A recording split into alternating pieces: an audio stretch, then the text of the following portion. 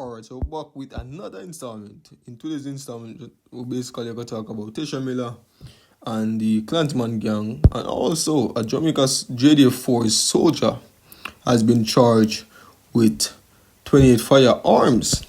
Alright, so we're back with another installment. You know, the procedure is to give this video a thumbs up and also comment your feedback below.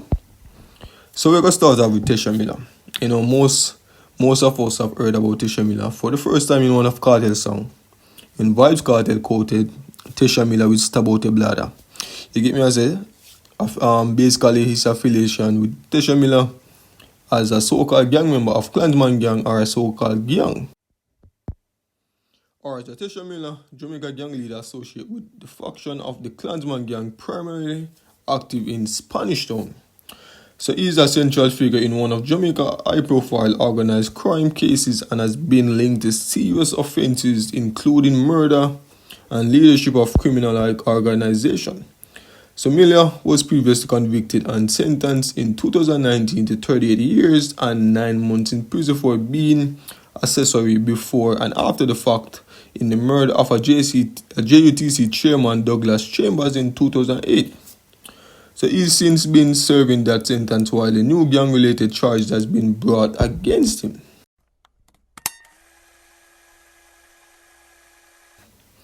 Alright, so the trial start date for the Klansman gang involving Tesha Miller and 24 co-accused is now scheduled to start on February 2nd, 2006 in the Home Circuit Court of the Supreme Court in Kingston, who's on trial. So Miller and about 24 others co-accused are charged under Jamaica Anti-Gang Legislation, Criminal Justice Suppression of Criminal Organization Act.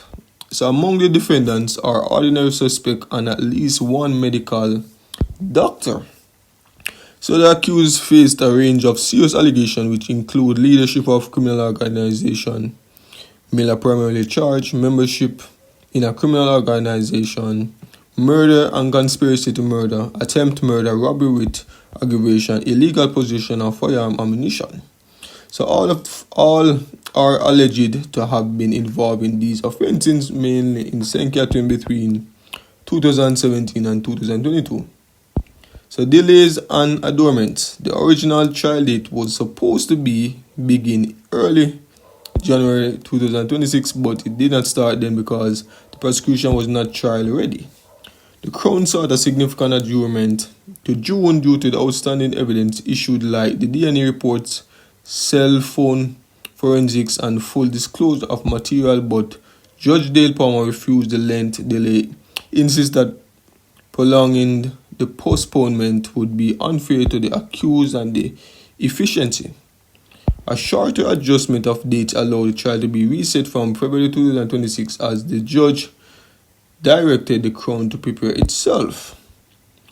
So the disclosure and defense concerns. So one major defense complaint has been that lawyers cannot bring electronic device into a correctional facility, which hinders their ability to review evidence, and clients, judge and court officials have been asked to address the and so forth.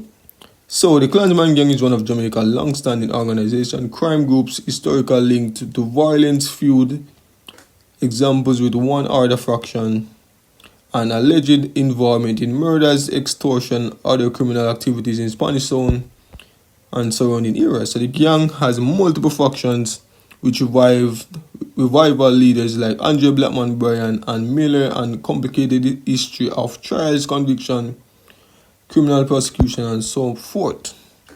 Alright, so what to expect in February? The trial proceeding will involve presentation of massive evidence spanning many years and incidents, witnesses, testimony, forensic analysts, digital evidence and more.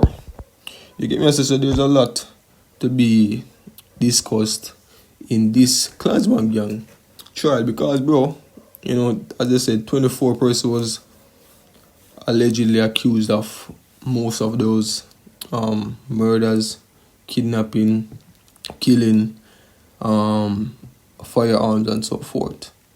You know, so this is going to be a long trial. Alright, so basically I go jump on the next topic. So a 36-year-old Dean Lawrence, a serving member of the Jamaica Defence Force from the Dublin Castle and Kentire community in St. Andrew. Alright, so on December 19, 2025, the Jamaican authorities reporting of 28 firearms and 6,142 rounds of ammunition at the Kingston Logistics Center, of the largest such arms hauls in recent times. Alright, so remember back in one of my videos I told you that Jamaican police and soldier is some of the biggest bad men in Jamaica, and this goes to prove it. What one man basically do 28 firearms and so much ammunition? Is an army must start himself? You get me? I say? Alright, so the Firearms and Narcotics Investigation Division has been leading the probe into how the guns and ammo entered the island and the networks involved. So the investigators say the wider probe is ongoing. An additional charge may be led against more individuals, exactly, because one man do with so much gun. Maybe man plan to invade a parish or something. Alright, so far Lawrence has been formally charged with conspiracy to traffic prohibited weapons. Sell weapons. Unauthorized possession of ammunition.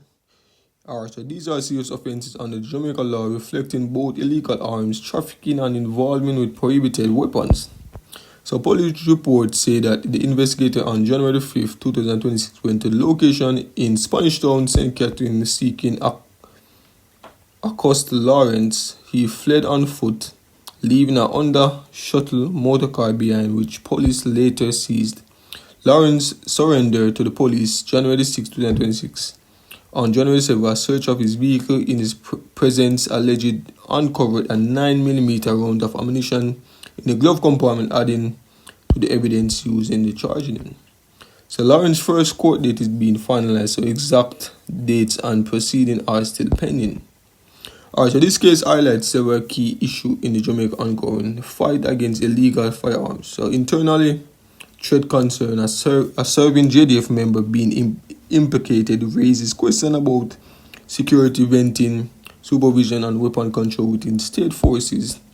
Illicit arms flow to Jamaica. The volume of firearms and ammunition seized underscores the scale of illegal arming trafficking into the island. A long-standing nationality security challenge. Active investigation authorized are still pursuing broader connection behind the shipment, and more arrest charges could follow as the probe continues. You get me? I say about corruption or something, them definitely can't stop. You get me? I say corruption is so big on another level, bro, in terms of him getting the guns, him selling the guns, and the next thing too is a police officer. You get me? I say, so it's not like another police officer is going to see him on the road and say, I rather search a car, that police car. You get me? I say, so to be honest, corruption is literally larger than we think, and it's basically hard to clamp down on. So Jamaica's strict firearms laws and illegal guns are often linked to gang violence, organized crime and trafficking networks. Law enforcers has ramped up operations, including targeting illicit arms arriving at ports and in airports. You get me? And most Jamaican police and soldiers come from the garrison, so it's only one thing that he could have been doing with those guns. In basically, could either sell it to gang members in Spanish Town to make extra money, because, bro, everybody trying to make extra money in Jamaica. So the system is very corrupt, but where you got the guns, probably can be one place from the JDF force, you get me, I say? But as I said before, more personnel to be charged in these charges, because of one person alone cannot act alone when it comes to so much firearms and so forth. So, due time, we're going to see what happens.